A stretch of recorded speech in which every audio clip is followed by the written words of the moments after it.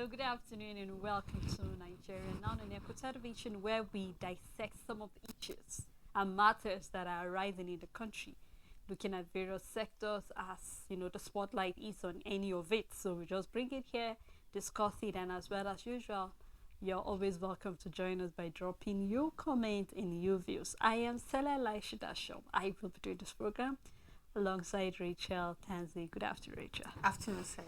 All right, we have quite a number on our plates, and we would like to go straight into the matter, starting with the release of the NECO result. Yesterday, precisely, we seen the coordinator of NECO, Washishi, saying the fact that they have already released the 2024 result. That's talking about the SSC. So for those who search for it, it's very important that you follow the guidelines that are needed for you to be able to check your result, and then you see what your scores are.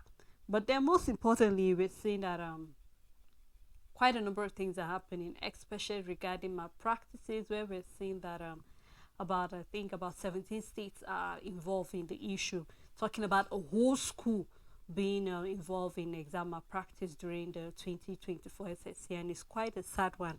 We started this conversation in the morning regarding the fact that we're seeing that over 1.3 million students sat for the exam, and then I think when you look at it, the boys were more than girls to write the exam. I was surprised. Most time we have the girls being more, but this time around we had more of the boys than the girls writing the exam.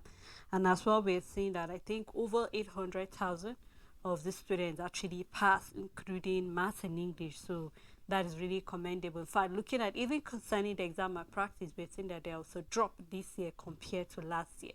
I think so we're seeing about 30% drop. I think as of last year we had about 12,000 students involved, and then this year we're having about 8,000, a little over 8,000. So we could say that maybe there's actually a little reduction, but nevertheless we're still having this ugly monster called exam malpractice still coming up in our exam.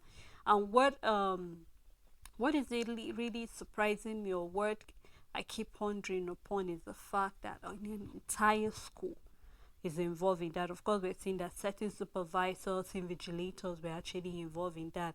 And I remember we talking about the fact that gradually we're beginning to lose regard for integrity when it comes to writing exam. I think last year was when we had the issue of one of the lady that forged jam results. Yeah. And then we also had the issue of malpractice in WAEC and NICO. This year we also had that on WAEC, even though we didn't hear anything about jam for this year, but then we're seeing again NICO coming up. So you just can't help but wonder what really is the problem. Is it that our teachers are not capable? I know that the Ministry of Education is looking into changing the curriculum for 2024-2025. But then what really is the problem where we keep having students, just like you raised the question in the morning, being afraid for the examination? I know there was a time where it was more like NACO is not accepted when you're going to study abroad. It's mostly for those who are just going to study here in the country. But nevertheless, what really is the problem where we have so many exams? So in case you didn't pass WAEC, you have NICO to depend on, so you could get to tertiary institution. But still at that, we still have students being afraid, we still have students failing, and then we still have our curriculum very terrible. If you're going to look at it, you will see maybe a note for teachers. Sometimes the teachers be using the lesson for over 10 years without review and all of that. So what really is the problem? What can the government do to actually rectify, if there's a way to rectify this problem presently? So that when you look at this issue of malpractice, it's all around. We can't point fingers at students alone. We can't point fingers at teachers. We can't point fingers at these examination councils, be it NECO or WAEC. And then we cannot also point a finger to the government only. So that we are even going to point fingers at parents, because you know what, Of they course. pay for it. They pay for it. They give their words money to go to passing centers, because we do have such places in existence. So when you look at it, it's a cycle that involves everybody. But we've always said that there's a thing, and the reason why we have government is that not everybody will be law abiding. And therefore, when we have a government that knows what they are doing, it is their duty to make sure that whether you want to abide by certain rules, regulation, policies, or laws, whether you want to or not, you must, because you are under the law put by the government. So if we are to apportion blames and give them in percentage, of course the government would take the biggest role of it, whether they accept it or not. Because you know what, when you come down to these teachers, right, we're talking about 40 schools and like 20 supervisors. That is the number NECO have.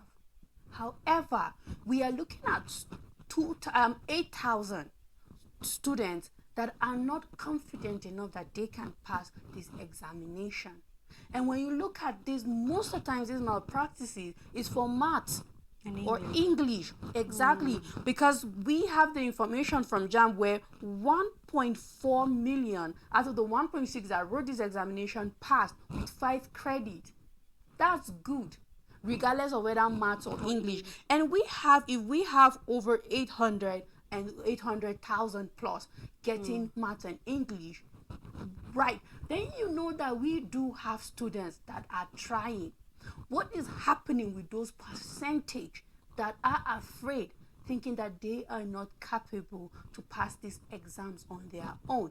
Then you know that we have a system that is failing, because we have failed to understand that certain practices and measures when it comes to education is not for everybody. Because these 8,000 that are being red flagged is because of math and English. It's math compulsory, yes. It's English compulsory, yes. But there are simpler and easier ways to pass math, to pass English, the basics, to understand, and it forms the next level for your education. But do we have a government that is willing to say, let's sit down and change everything completely, that math is no longer a giant and English is no longer an obstacle for students? Do we have a system that is willing to sit down and say, you know what, this is where the problem lies, and math is not that difficult in the first place. People are able, you talked about how we put our legs in ice water to pass, and I wrote mathematics and we passed. I wrote English and we all passed. We didn't have to recite it again. And you wonder, we had all those anxiety and all of that, but in the end there was certain basic things that were taught in school that made it really easy. We have the teachers forgetting to teach these students, and are the students beginning to forget certain things. What is really happening in our school structure? So we need to go to the root cause of it and say, you know what, let's find a solution, because this is not about to go. So what if it's less from 12,000 from the past? We're having thousands of students, and who knows the other 1,000 that have gone undetected. Of course. And exactly. And then we started talking a little bit about how we can see Kano and Katsina at the bottom, but it's just about 2% Kano and Katsina, of course. So we are having the north behind. So perhaps we are not having the numbers yet concerning what states have the majority of this malpractice coming in. But if we have Katsina and Kano, if they are not topping in the malpractice, perhaps it's another signal that they don't care about education. And we can't leave one region behind, because if one region is behind education-wise, it's a menace to the other regions that are advanced, because it becomes a tool for all the problems that we have. So what is happening?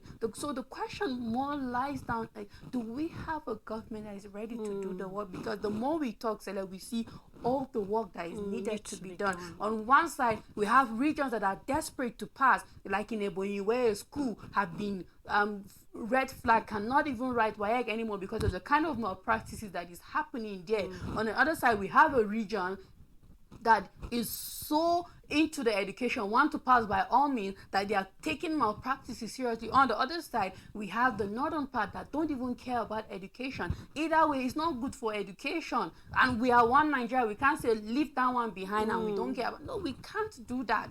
So the problem is big, but it's something that can be solved if we will do the work. Of course, it's not bigger than the government. You know, while you were talking, I just had to cast my mind back to why certain things are happening the way they are happening. And I remember as a youth corporal during service, one of the government schools, or rather the government school I was teaching, there were certain things. Of course, I led the principal of the school to know the fact that the students are really lacking behind. Number one, the school lack adequate teachers. They depend solely on core members. So let's just say, for example, if the Nigerian government is to scrap NYSC, there will be no teacher in that school. And then it's even more problematic the fact that we're looking at core subjects, math, English, literature, chemistry, physics. So, of course, Rachel, when you look at these basic subjects that do not have teachers, already it tells you where these students are heading to. Yeah. Automatically, you and I know that whether they want to or not, there is a way that the school will just have to tell the students to pay. Yes. So that they will be able to get admission into school. True. And one thing I always try my best during my 1 year service was the fact that I let them know, you know what, during WAEC, it's not a different WAEC question paper that is being given to private schools that is given to government. It's the same WAEC you write. Nobody is going to check. West Africa completely. It's West Africa completely, so nobody cares. Same goes to NACO. It's the same thing. They won't say because this school is actually a very rich, and they will give them a different question. Of course not, the same questions that I've been giving. Now, what is the school doing? What is the government doing regarding that? Have the school submitted to the Commissioner of Education saying the fact that, you know what, we lack teachers in this school, and we don't have core members, and even though they don't take care of their core members very well, they still want more, core members to be sent over there because they do not have teachers. Now, I'm talking based on experience just for this one school. How about many other schools that, of course, no core member will agree to go there because the roads are inaccessible, so nobody even wants to be sent there. You and I know that the students have nothing and no one to depend on to actually teach them. So definitely, and that is why I raised the concern in the morning regarding the North. It's really a point of concern that we see that the North had their fair share representation in government, yet they are lacking behind.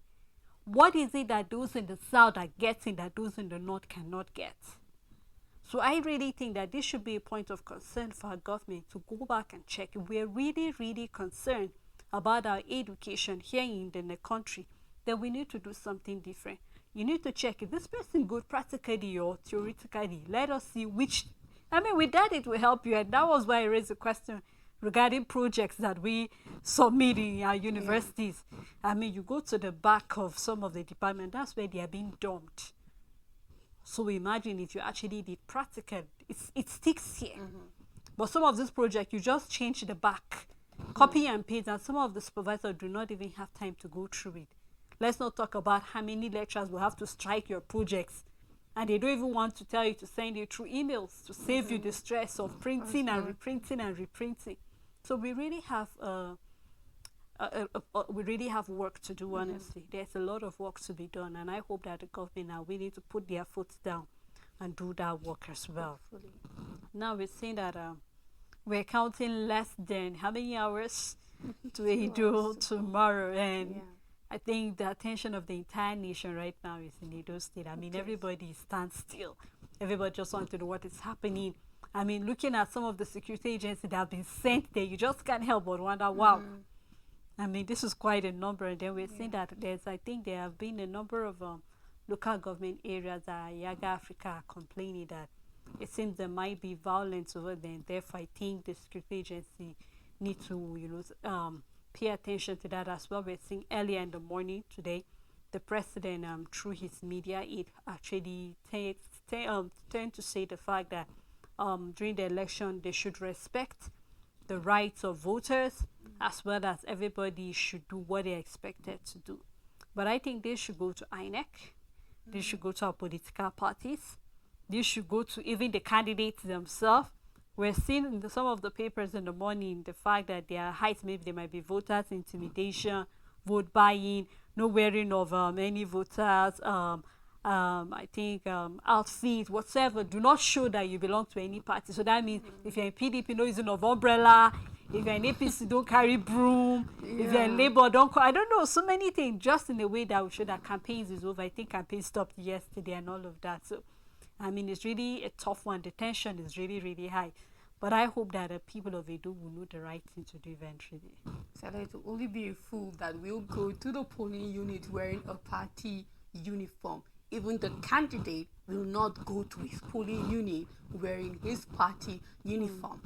But then we have Nigerians that do that, except if you want to be a victim of whatsoever will come out of the day in that polling unit, because you have no idea who are the majority in that polling unit, except if you're 100% sure that you know what, this party has this word or have this unit, which is also a very wrong assumption, which means you must have voted, or that there won't be voters right seen there, because there are times that voters get intimidated and all of that.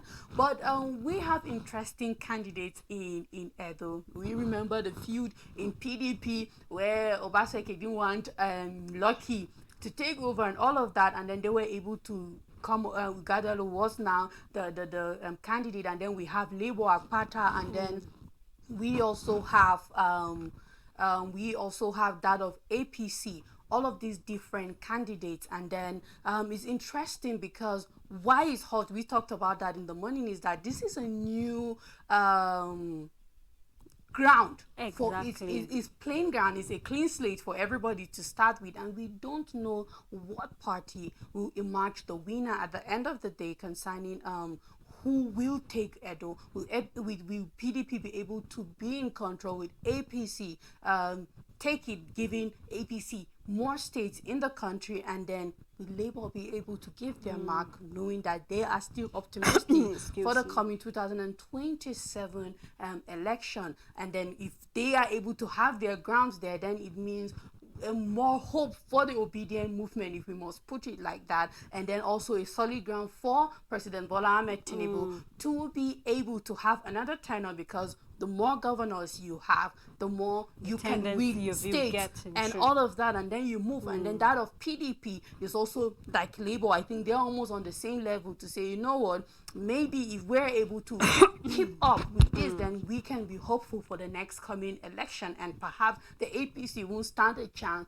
of a second tenure when it comes to presidential election and all of that. So it's just open. It's an open book right now, in fact an empty page, and then we're at chapter 1 and we don't know what it's going to be. So far so good, but above all, we want to see a reaction that says the people got what they asked for. If reverse is the case in Edo, I think it will already show that perhaps we are losing it when it comes to politics and democracy in the country. If we will have to go to court, it will break someone's heart. If the people, if it's cold silence rather than jubilation on the street, then we will say that, you know what, I don't think democracy prevailed at the end of the day. The people's mandate was taken away from them. In the end, I think we don't want those kind of outcomes for Edo. We want to see people shouting on the street regardless of what party emerges as winner. Honestly, because I think I am rooting for a democratic process that will go smoothly without any interruption, without anybody actually trying to intervene and trying to do anything that will cause confusion. I believe that by now we should have learned our lessons from the 2023 election, looking at the various court processes we had. I mean, so many of court cases that followed the election after, and then the fact that the court had to come in to actually say who won the election or who did not.